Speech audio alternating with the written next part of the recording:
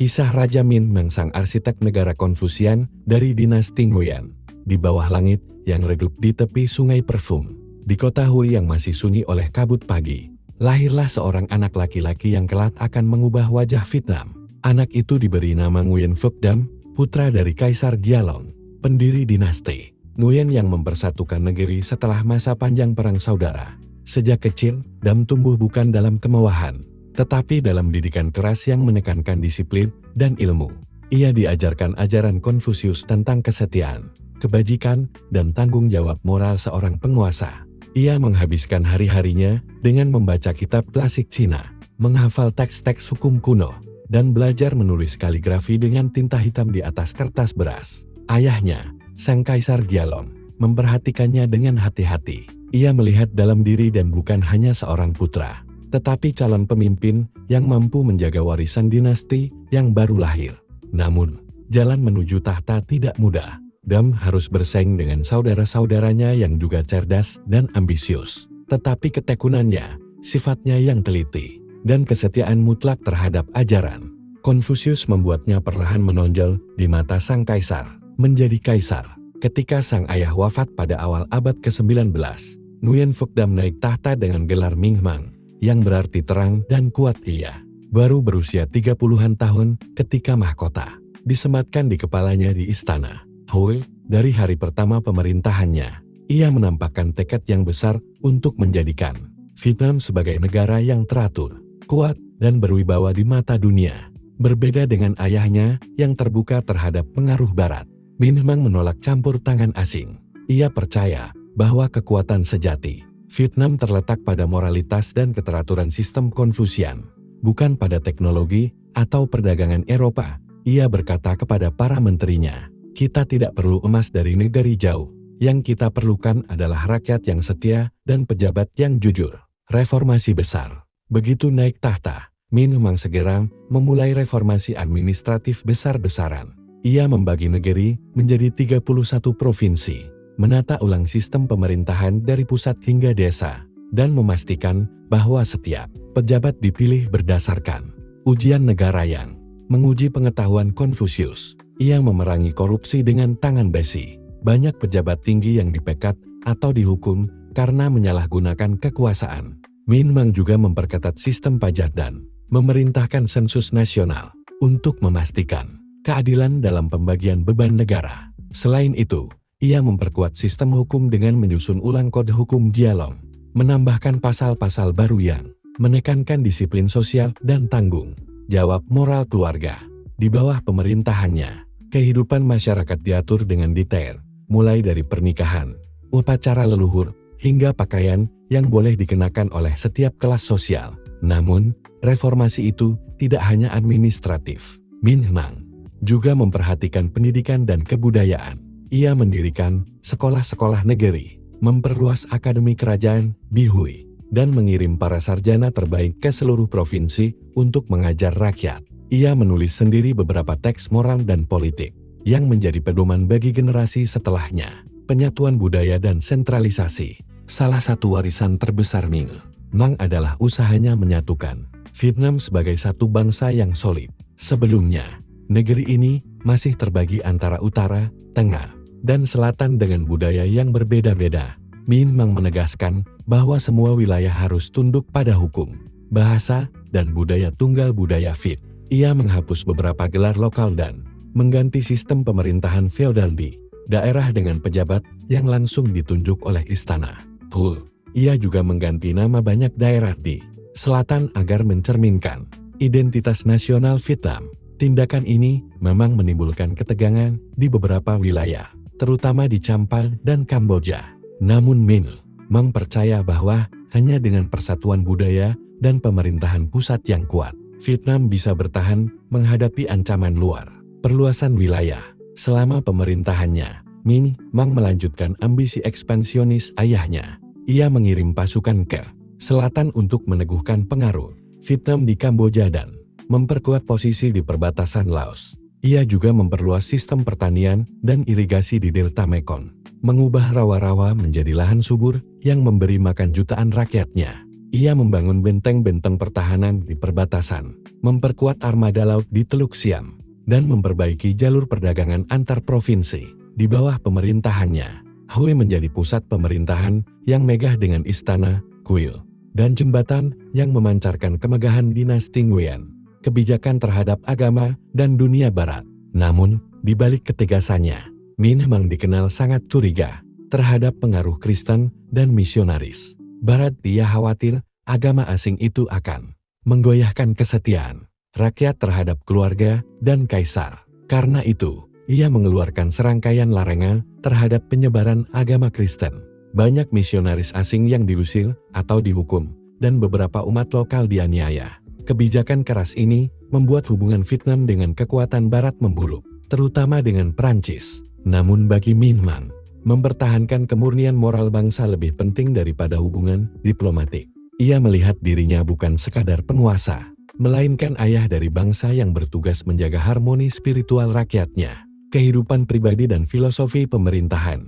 Di balik dinding istana, Min Mang adalah sosok yang tekun, rajin, dan perfeksionis. Ia bekerja hingga larut malam, menulis sendiri keputusan-keputusan kerajaan dengan tulisan tangannya yang halus. Ia tidak menyukai pesta atau musik keras. Yang ia cintai adalah kesunyian dan keteraturan.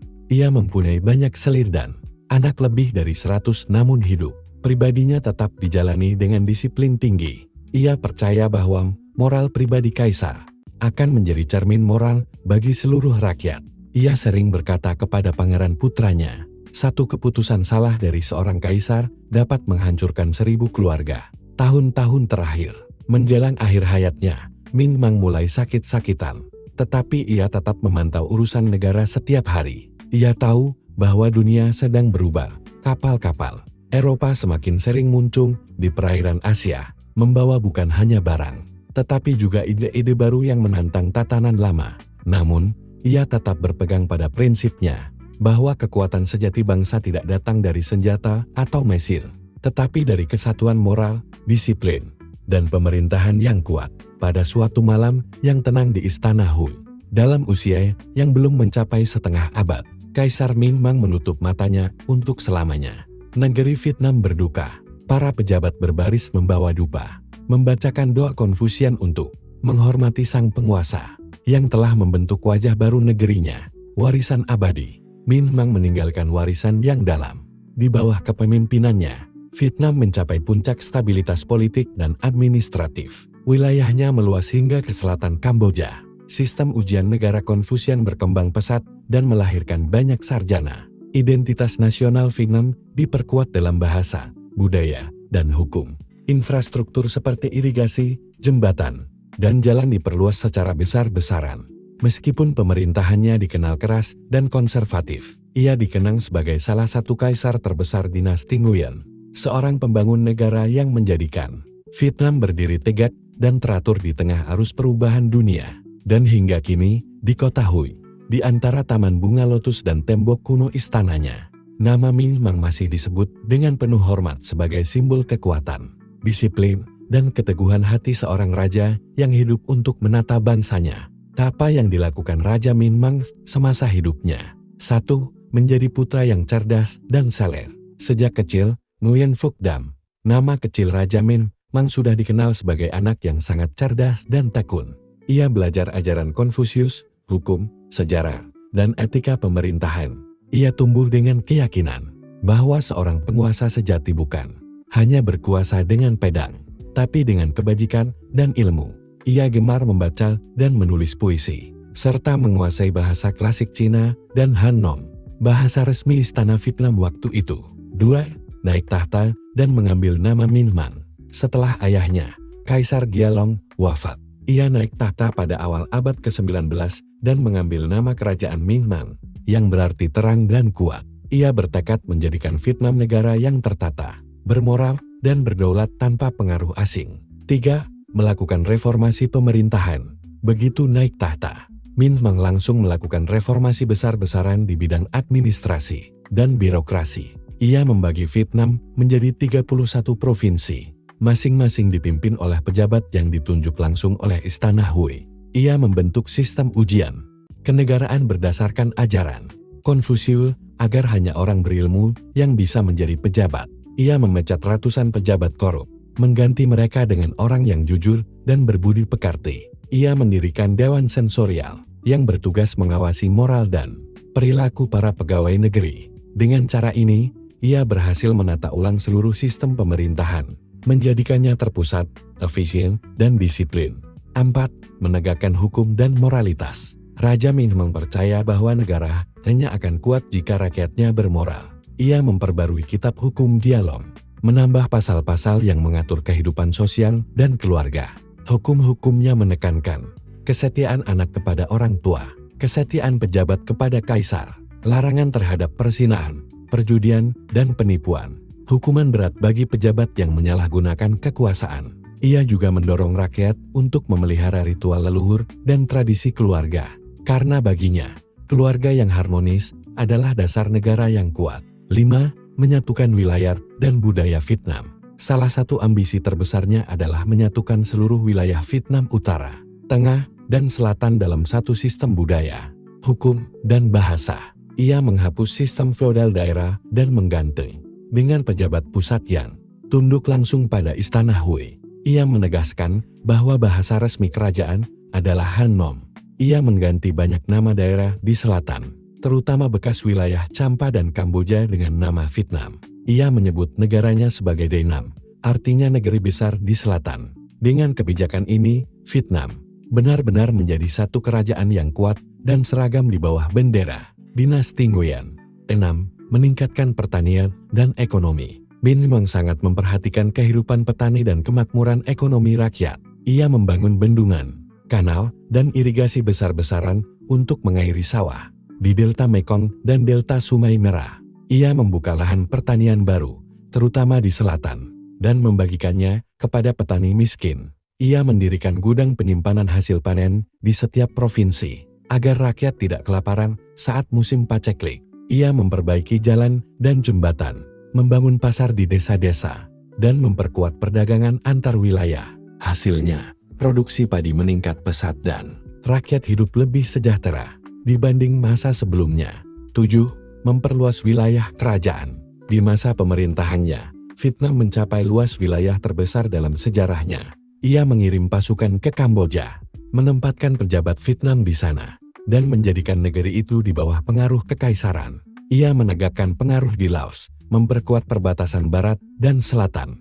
Ia memperkuat angkatan laut di Teluk Siam untuk menjaga keamanan pelabuhan dan jalur perdagangan. Ia membangun benteng-benteng pertahanan baru di perbatasan dan pantai. Ekspansi ini membuat Vietnam dikenal di Asia Tenggara sebagai kerajaan kuat yang disegani tetangga. 8. Mengembangkan pendidikan dan seni. Minhmang adalah pelindung ilmu pengetahuan dan seni. Ia percaya bahwa raja yang bijak harus mencintai ilmu lebih dari perang. Ia memperluas akademi kekaisaran di Hue dan membuka sekolah-sekolah di seluruh provinsi. Ia memberi beasiswa kepada anak miskin berbakat untuk belajar di sekolah kerajaan. Ia mengirim cendekiawan ke daerah-daerah untuk mengajarkan etika dan tata pemerintahan. Ia menulis sendiri beberapa buku dan puisi yang isinya mengajarkan nilai moral dan kebajikan. Di bidang seni, ia memajukan arsitektur istana, musik, dan kaligrafi. Karya agungnya adalah kompleks makamnya sendiri LNG Minhmang yang dibangun dengan harmoni sempurna antara alam dan arsitektur. Hingga kini, makam itu masih dianggap salah satu keajaiban arsitektur Vietnam klasik. 9. Menolak pengaruh Barat. Minhmang sangat menentang campur tangan Eropa. Ia melihat kedatangan bangsa Barat bukan sekadar perdagangan, tapi upaya memecah belah bangsa lewat agama dan politik. Karena itu, ia menolak hubungan dagang dengan Prancis dan Inggris. Ia melarang penyebaran agama Kristen yang dianggapnya berbahaya bagi tatanan sosial. Ia mengusir dan menghukum beberapa misionaris yang melanggar larangan tersebut. Meskipun tindakan ini membuat Vietnam terisolasi, Minhmang yakin bahwa menjaga kemandirian bangsa lebih penting daripada kekayaan dari luar negeri. 10. Menegakkan disiplin dan keteladanan. Dalam kehidupannya sehari-hari, Minhmang dikenal sangat disiplin, sederhana, dan teliti. Ia bekerja sejak subuh hingga malam, membaca laporan sendiri tanpa menyerahkannya kepada sekretaris. Ia tidak suka pesta dan kemewahan. Ia memilih mendengar laporan atau membaca kitab moral. Ia menulis dengan tangannya sendiri lebih dari 10.000 keputusan kerajaan selama pemerintahannya. Ia menolak korupsi dan memerintahkan hukuman keras bagi pejabat yang menyalahgunakan kekuasaan. Meski itu kerabat dekat, ia hidup seperti filsuf penyendiri yang kebetulan menjadi raja. 11. Meninggalkan warisan besar. Menjelang akhir hidupnya, Minh Mang telah berhasil menciptakan Vietnam yang kuat, tertib, dan mandiri. Ia wafat di ibu kota Hue pada usia belum sampai setengah abad, meninggalkan negeri yang stabil dan berwibawa. Warisan besarnya meliputi negara yang terpusat dan efisien, wilayah terluas dalam sejarah Vietnam, hukum dan moral yang kokoh, pendidikan dan budaya yang berkembang, kemandirian dari pengaruh barat, seni arsitektur megah yang masih berdiri sampai hari ini. 12. Kesimpulan, sang raja yang hidup untuk menata dunia. Raja Minh Mang bukan raja perang, melainkan raja kebijaksanaan dan ketertiban. Ia menjadikan Vietnam seperti tubuh manusia yang sehat, kepala di Hue, tangan di utara dan selatan, kaki di ladang-ladang rakyat, dan jantungnya di hukum serta moralitas. Seluruh hidupnya ia curahkan untuk satu tujuan, menjadikan rakyat hidup damai di bawah langit yang tertib, dan membuat negeri berdiri tegak tanpa tunduk pada siapapun.